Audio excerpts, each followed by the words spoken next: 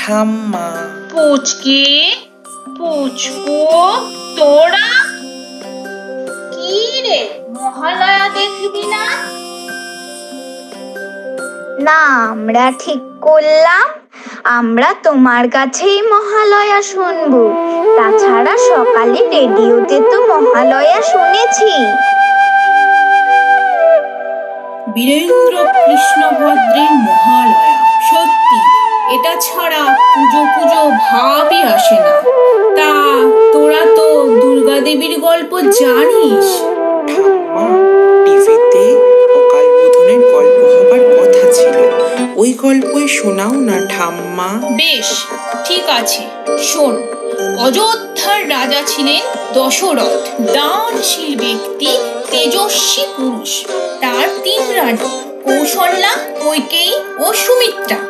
বড় রানী কৌশল্যার 1 পুত্র রাম, তেজস্বী, ধর্মপরায়ণ, কর্তব্যপরায়ণ, দানশীল, বীর যোদ্ধা রাম। মেজ রানী কৈকেয়ীর 1 পুত্র ভরত, কর্তব্যপরায়ণ, বুদ্ধিধর, রামের উপযুক্ত। এবং ছোট রানী সুমিত্রার 2 পুত্র লক্ষণ ও শত্রুঘ্ন। রামের স্ত্রী সীতা লক্ষ্মী স্বরূপা, কমলা সুন্দরী, পতিব্রতা। তার 3 বোন উর্মিলা, মান্ডবী ও সুতকৃতি যথাক্রমে রামের 3 অনুজ পত্নী। দশরথের জ্যেষ্ঠ পুত্র রাম। রাম রাজা হবার উপযুক্ত হলে দশরথ সভায় তার অভিষেক দিবসের কথা ঘোষণা করে। সেই কথা কর্ণপাত হয় মেজরানী কৈকেয়ীর দাসী মন্থরার। মন্থরা বিলাস স্বার্থপর পুঁজিবৃদ্ধা, সে অন্দরমহলে এসে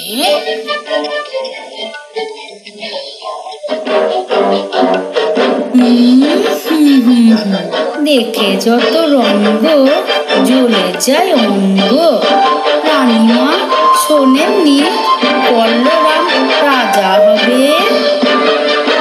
বাহ, দারুণ খবর দিলি। আমার প্রিয় পুত্র রাজা হবে। দেখে যত রঙ্গ জ্বলে যায় অঙ্গ। এত খুশির কি হলো রানীমা? ছল করে রাজা ভরত শত্রুঘ্নকে মামার বাড়ি কেন পাঠালো রানীমা? রামের ছোটবেলা থেকে দশরথ রামের পক্ষপাতিত্ব করেছে, এখনো তো তাই করছে রানীমা। কি বলছিস মন্থরা? হ্যাঁ রানীমা, তাই তো। রামকে রাজা করে দশরথ রাজা তো বৃদ্ধকালে মরবে, তারপর তোমার কি হবে রানীমা? কৌশল্যা তোমারে দাস করে রাখবে, রাম ভরতকে দাস করবে, সীতা মান্ডবীকে হাত কাটাবে রানীমা। ধীরে ধীরে তোমরা রাজবংশ থেকে দূরে সরে যাবে। ঠিক ঠিক বলেছিস মন্থরা। রাম রাজা হবে মহারাজ আমায় বলেননি। তুই সত্যি আমার ভালো চাস মন্থরা।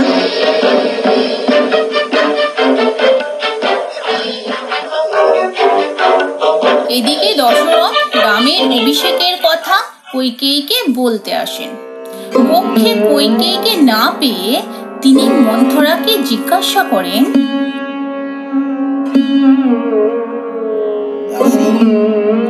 রানী কৈকেয়ী, মহারাজ, রানীমা তো সর্বরাজকীয় বস্ত্র অলঙ্কার ত্যাগ করে গোসাগারে ক্ষীর দিয়েছেন, কেন তা জানি না।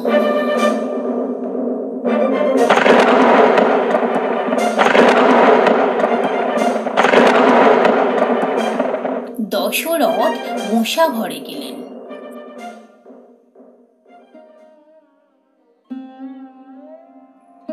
রানী, তুমি কেন সর্ব অলঙ্কার ত্যাগ করে গোসা ঘরে পড়ে আছো?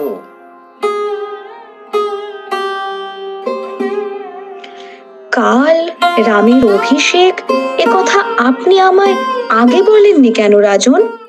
আমি তো সেজন্যেই তোমার কাছে আসছিলাম প্রিয়ে। আমি কিন্তু সেজন্য এখানে আসিনি মহারাজ। মনে করে দেখুন, কপিধ্বজের সাথে যুদ্ধের সময় আপনি আহত হয়েছিলেন। তখন আপনি আমার সেবায় তুষ্ট হয়ে আমায় দুটি বর প্রদান করবেন বলেছিলেন, কিন্তু সেই বর তখন আমি নিইনি। হ্যাঁ, বলেছিলে পরে চেয়ে নেবে। হ্যাঁ, এখন আমার সেই বর চাই। বলো বলো কৈকেয়ী। আমার প্রথম বরে ভরত কৌশলের রাজ সিংহাসন লাভ করবে। আমার দ্বিতীয় বর রামের 14 বছর বনবাস।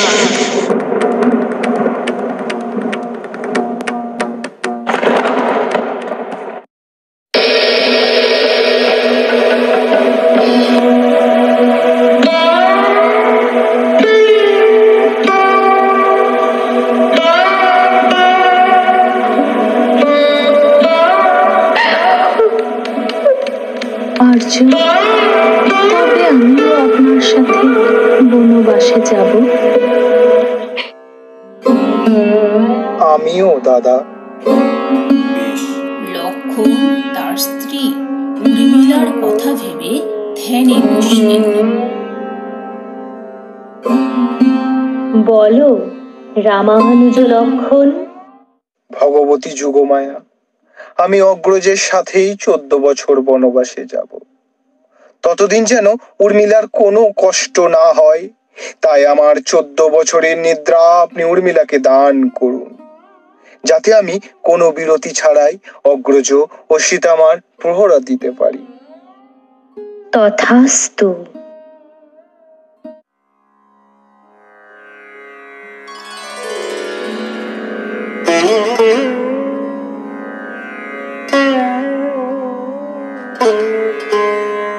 তুমি খেও না পুত্র। তার আজ্ঞা অমান্য করবে? পিতা, আমায় রোধ করবেন না। আপনি কি আপনার প্রিয় পুত্রকে পুত্র ধর্ম পালন করতে দেবেন না? আর আমার পিতৃধর্মের কি হবে রামচন্দ্র?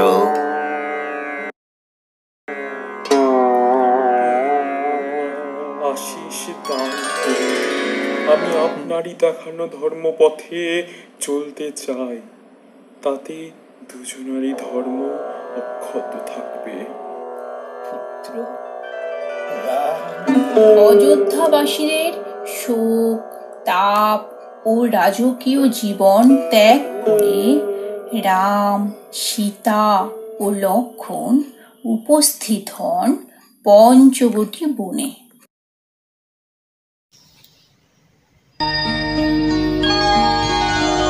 মনোহারিণী পঞ্চবটী বন, মনোহারিণী পঞ্চবটী বন, যে মনসভা শ্রীরামের করে চিত্তাকর্ষণ। সুন্দর উপবন মনোহর উপবন।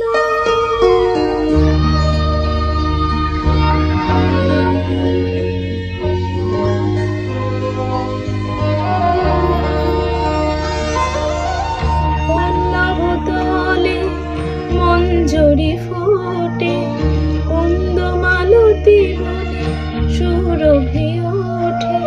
গুঞ্জন করিতে ভ্রমর জোটে, মধুর লীলা করি দর্শন। সুন্দর কানন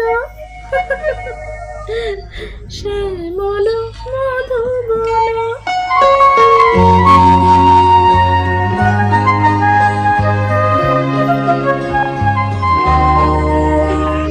পিঞ্জরের পাখি খোলা গগনে, হরষ জাগিবে প্রাণে মনে। পিঞ্জরের পাখি খোলা গগনে, হরষ জাগিবে প্রাণে মনে। ময়না পাতিয়া প্রভাতি গাহিয়া, করিবে মায়া মোহন। সকল বেদন করে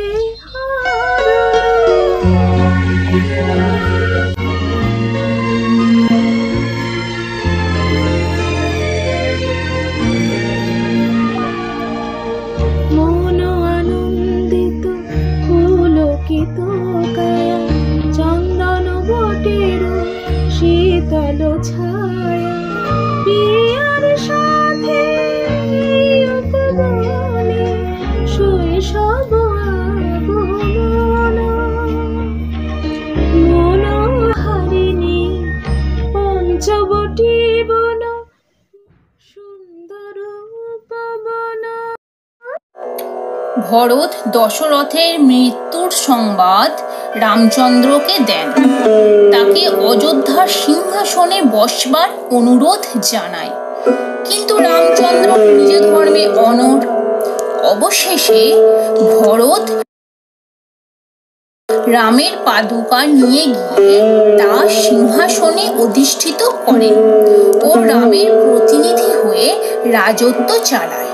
এদিকে একদিন লঙ্কাধিপতি দিগ্বিজয় রাক্ষস কুলপতি দশগ্রীব রাবণের ভগিনী চন্দ্রনখা পঞ্চবটিতে ঘুরতে ঘুরতে রামের পর্ণকুটিরের সামনে এসে উপস্থিত হয়।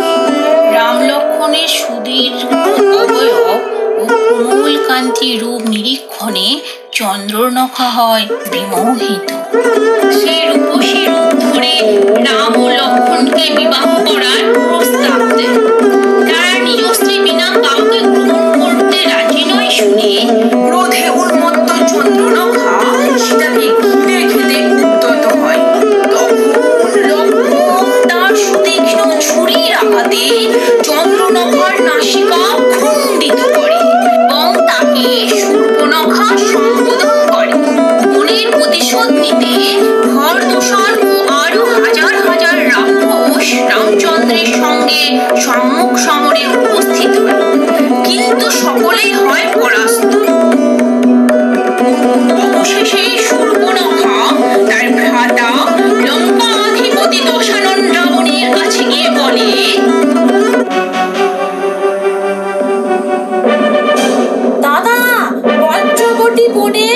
সীতাপতি রাম ও তার অনুজ লক্ষ্মণকে বিবাহ প্রস্তাব দিলে রামানুজ লক্ষ্মণ আমার নাক কেটে দিলে, এমনকি খড় ও দূষণ সহ হাজারো রাক্ষস বধ করলেন। তুমি কিছু করো দাদা। সীতা, রণকন্যা সীতা, আমি হরধনু ভঙ্গ করতে না পেরে লাভ করতে পারি না।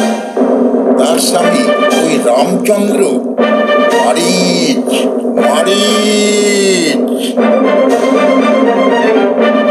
অজ্ঞা লঙ্কাধিপতি। মারিচ, তুমি কি তোমার মা তারকাবধের প্রতিশোধ নিতে চাও? তবে আমার পরিকল্পনা শ্রবণ করো।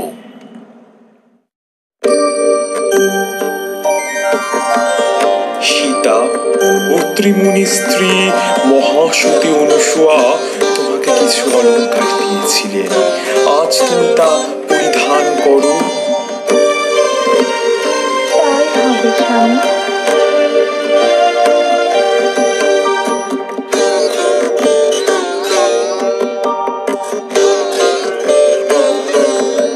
দেখুন স্বামী, দেখো লক্ষ্মণ, আমি অনুসূয়া দেবীর অলংকার পরিধান করেছি।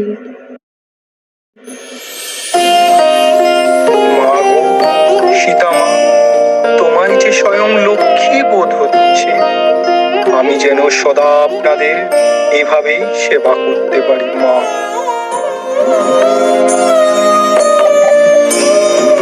লক্ষ্মণ, তোমার কল্যাণ হোক।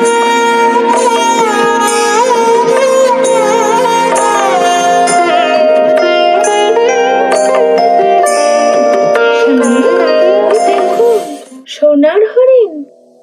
আমাকেও ওই সোনার হরিণ এনে দিন স্বামী, আমি পুষব।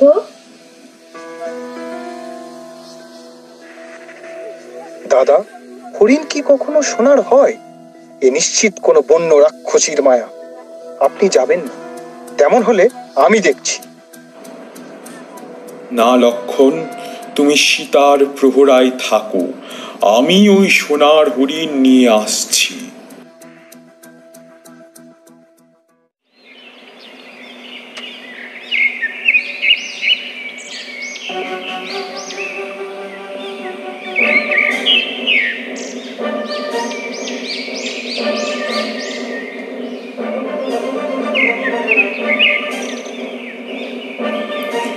সত্য, এ তো কোনো সাধারণ হরিণ নয়, মায়াবী রাক্ষস। তবে তোমাকে আমি মৃতই ধরব।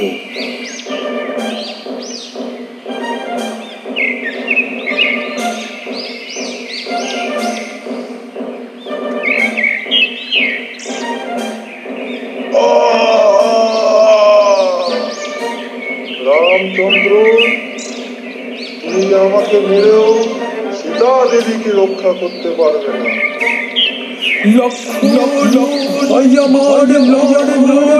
আমাকে বাঁচাও, আমাকে রাক্ষসেরা ঘিরে ফেলেছে, আমাকে বাঁচাও। লক্ষ্মণ, শুনছো? তোমার ভ্রাতা বিপদে, তাকে রক্ষা করো তুমি, শীঘ্র যাও। মাতা, আমি অগ্রজের আজ্ঞাবহ। আপনাকে ছাড়া আমি কোথাও যেতে পারি না। তাছাড়া আমার দাদা বীর, তার কখনো বিপদ হতে পারে না। ভুল বুঝলেন সীতা, তাই লক্ষ্মণ স্থির করলেন তিনি রামচন্দ্রের নিকট যাবেন। তিনি পর্ণকুটিরের চারিধারে লক্ষণ রেখা টেনে সীতাকে তার লঙ্ঘন করতে নিষেধ করে বনাভিমুখে যাত্রা করলেন। তখন রাবণ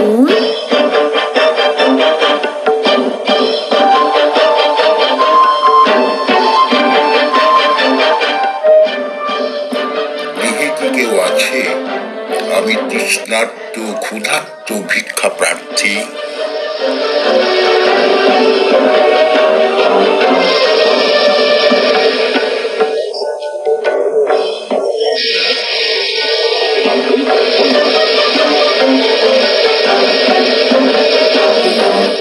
তবে কি এই গণ্ডি আমি পার হতে পারবো না? বেশ, হে পুণ্যবতী নারী, তুমি দয়া করে এসে ভিক্ষা দাও। ক্ষমা করুন হে ভিক্ষার্থী, এই গণ্ডি আমি পেরোতে পারবো না। কি এত বড় অসম্মান! তুমি যদি আমায় এসে ভিক্ষা দান না করো তবে সর্বনাশ হয়ে যাবে তোমার পিতৃ ও শ্বশুর কুলে। সংকোচ না করে এসে ভিক্ষা দাও। লক্ষণ রেখা পার হতেই সীতাকে রাবণ হরণ করে লঙ্কাভিমুখে যাত্রা করে।